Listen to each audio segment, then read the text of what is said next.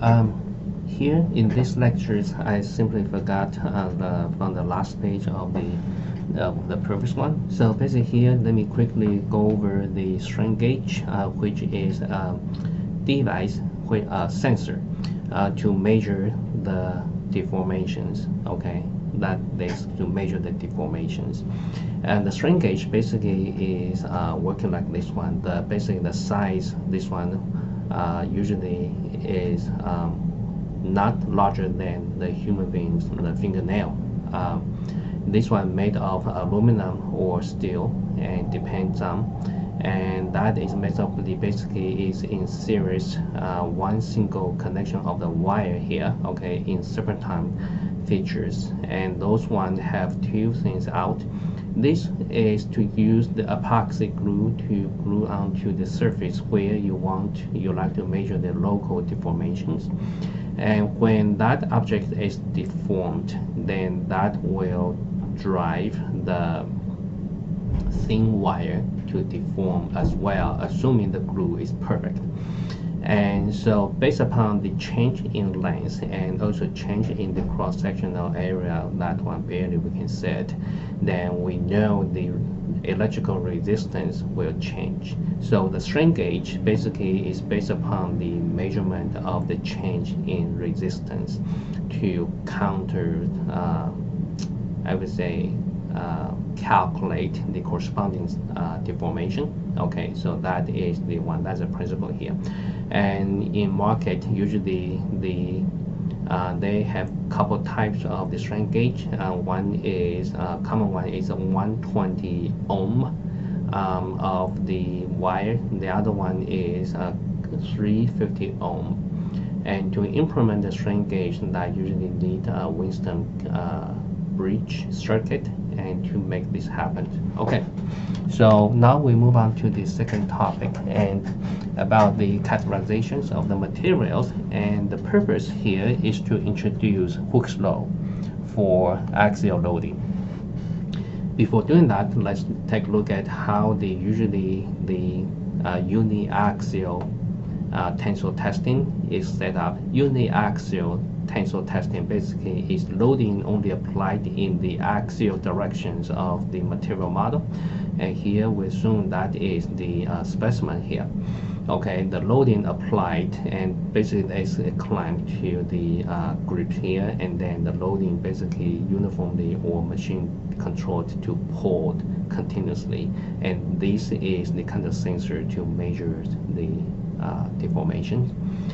This is the very specific specimen that has to follow the standard, and we measured is the change in length of the L. L is called the gauge length, and to ensure the testing is consistent from laboratories to laboratories, from place to place, we have standards. We must follow standard to have the result acceptable.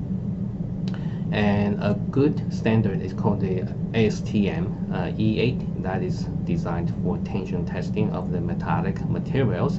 So that is a design of the specimens, and again the gauge length defined by G here, following all the details, must be very specific to guarantee the result is prevailed valid. This is showing is a typical loading curve, okay, and we record the force being applied, and from there we are able to calculate the corresponding stress, which means dividing the magnitude of the force by the default undeformed cross-sectional area. And again, similarly, strain, we measure the deformation, divide the deformation by the gauge length, we obtain the strain. So we have this curve being recorded, and that automatically produced by the machine. Another type, for example, this is a steel, this is an aluminum alloy, they have the curve something like this one. The common features between the two are these. At the very beginning, the portion of the curve, they have the portion that is linear. Okay, that is very linear, straight line. That is a very linear straight line.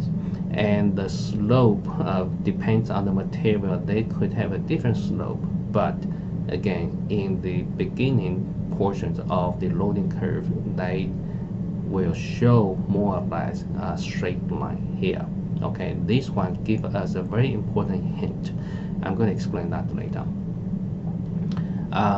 As the loading continues, then we will experience the ultimate stress here, and then until the material is broken into two pieces, and we document that. It's called the rupture force or rupture stress here. Okay, this is for typical ductile material. Ductile, that means the material is more stretchable, just like you can imagine a bubble gum. The second type of the material is brittle materials. Brittle material is something like glass. Okay, that's very brittle and has very poor capacity to absorb impact or strain energy. Okay, so for brittle materials under uniaxial loading, it's curved something like this one. Compared to the previous one, you can see they still have kind of experiencing some kind of the elongations and before reaching the ultimate and then until the break. But here is no sign. Okay, brittle material has no sign prior to rupture, and that is a feature, the features of the brittle material. And again, follow up the standards, we will be able to, again, here, for example, we can plot a tangent to the point at the initial loading here. That slope of the tangent line to approximate here, that can provide us the approximation of the, say, linear straight line for this. Okay, either way. So schematically, the different material, they always at the initial portion, they have showing more or less the kind of straight line features. The straight line features basically, that meaning has a certain constant, a slope. The slope equal to sigma times sigma equal to y-axis equal to slope times x-axis. Sigma equal to slope times epsilon. So here we define the slope this is the slope. Okay, we define the slope equal to E, and E is using here, and E is by definition we call the Young's modulus, or called the modulus of elasticity. And here we introduce Hooke's law, and Hooke's law for uniaxial loading. So uniaxial loading basically is this. We have the material, and when this material under loading, it will be deformed. Okay, and then deformed, they have the stress. For example, this is P and cross-sectional area is A. The stress equal to P over A. And let me say that deformation equal to delta, original length equal to L, so epsilon equal to delta over L. So from this case, sigma equal to E times epsilon, one-dimensional Hooke's law, one-dimensional Hooke's law. Because here we only have a one-dimensional loading. So from here we introduce the calculation P over A equal to E times delta over L. Okay, so from here you can further derive delta equal to PL over EA. Okay, so for example, if you know the loading, if you know the original length, if you know the Young's modulus, if you know the cross-sectional area, you can predict the deformation. Young's modulus is a material properties. Different material have a different material properties, Young's modulus. And usually Young's modulus, most of the time Young's modulus is obtained by experiments, uniaxial loading like we're showing here.